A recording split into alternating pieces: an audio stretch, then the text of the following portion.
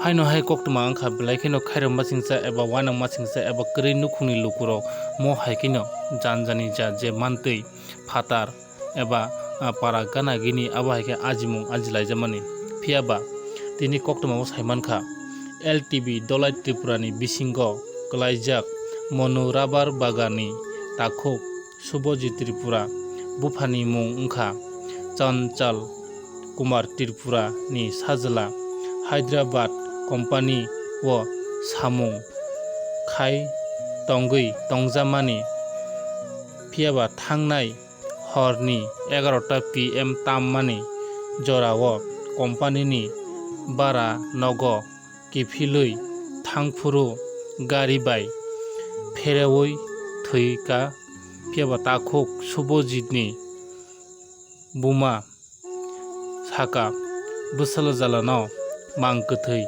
nogo phirogui tunani bagui eba lukurokni thani chubasu sanka phiaba tabuk phano luku khaganang thani chubasu mainyakho phiaba bwsa sajlano Haidrabar ni mangkthai tunani bagui tabuk khaganang lukurok thani khoksa khongnai chubasu nangui tongo hini sajaka norok naitongdi joyawi sini Kok TV channel ni bisingtui o mangphili no Nini bungta? Tripura. Nongni tama problem ngoi tong Takhuksubhajit. Ani bikyong Haidrabar accident ngoi tu thanga. Omni sajjana pili. Tamane baga Haidrabar thang. Haidrabar kam khan thamani. Inge bo tak tamang jak. Hospital last.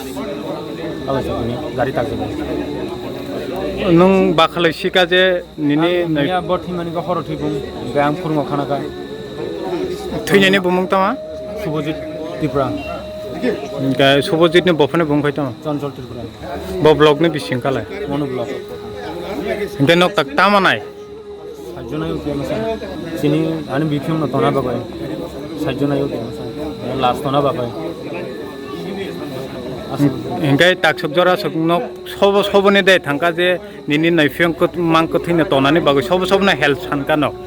Sungto help to sukshanebo mane tabogirono yofaja saja. Amne bufuru thoi.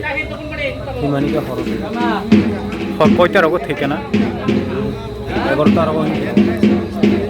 Boro company o kam khayo. Company ni mung tama. Ha? On duty.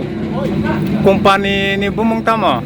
Company class with the Company no owner by no kok the masaka Takhuksubhajit.